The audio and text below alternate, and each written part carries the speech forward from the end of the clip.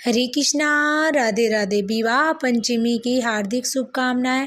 विवाह पंचमी के दिन हमें पूजन कैसे करना है और विवाह पंचमी के दिन हमें गृहस्थियों वालों को पूजा अवश्य करनी चाहिए, क्योंकि इसी दिन राम जी और सीता माता का विवाह हुआ था। तो इस दिन हमें पूजा अवश्य करनी चाहिए अपने घर में सरल तरह से।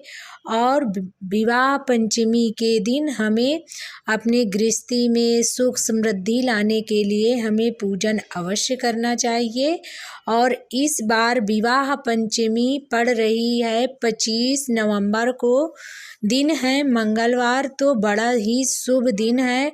और इस दिन हमें गृहस्थी हर महिला को अवश्य ही पूजा करनी चाहिए अपनी सुहाग की लंबी आयु के लिए। इस दिन हम सीता माता की पूजा करके अपने घर में सुख समृद्धि के लिए हमें पूजन अवश्य करना चाहिए।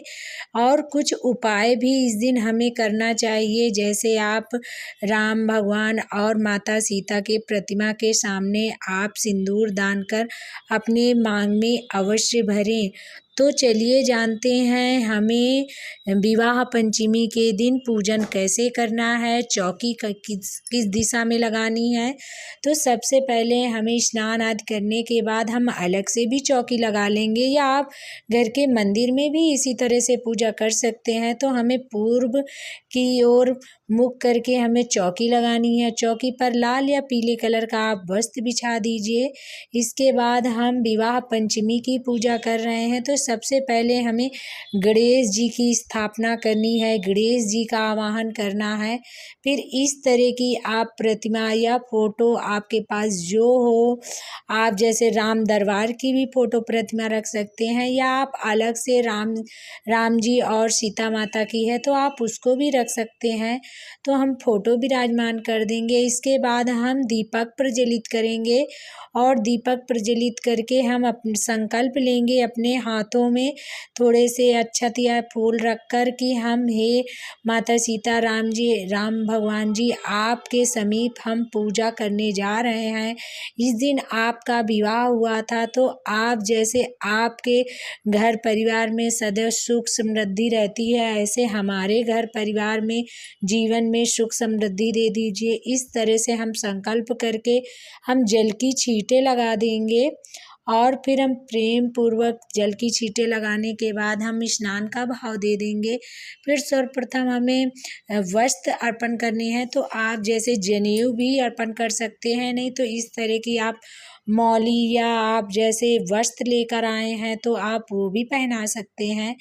फिर हम वस्त्र स्वरूपी मौली अर्पण कर देंगे राम दरबार की प्रतिमा में।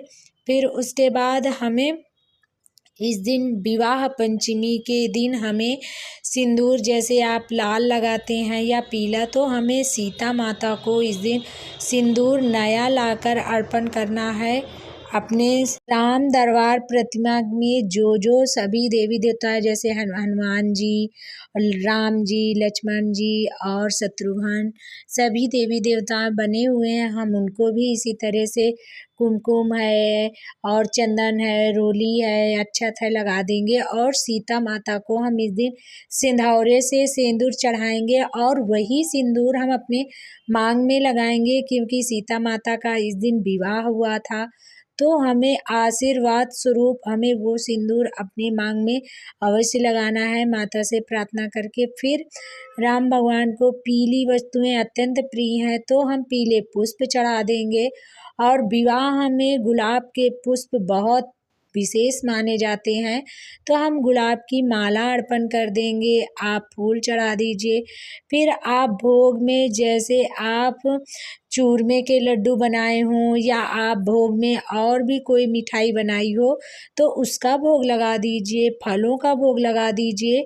और इस दिन सीता माता को आप सुहाग की सामग्री अवश्य चढ़ाएं, आप 5-7। और फिर उसके बाद हमें दक्षिणा अवश्य चढ़ानी है, जो सामग्री हम ही ला पाते उसके लिए हमें दक्षिणा अवश्य चढ़ानी है। फिर इस दिन आप पंचमी विवाह की कथा भी सुन सकते हैं, अपने हाथों में पुष्प या अक्षत रखकर आप कथा सुन लीजिए। आप पुस्तक भी लेकर सुन सकते हैं, नहीं तो आप मोबाइल में सुन सकते हैं। इसके बाद हमें आरती करनी है। सर्वप्रथम हमें गणेश जी की आरती करनी है, फिर हमें राम भगवान और माता सीता की आरती करनी है, और फिर सभी देवी देवताओं की इस तरह से हमें आरती करनी है। और इस दिन पंचमी विवाह के दिन हमें राम भगवान और माता सीता से प्रार्थना करना है कि सदैव हमारे घर में हमारे पति की, सदैव बच्चों की रक्षा करें, सुख समृद्धि दें, लंबी आयु दें।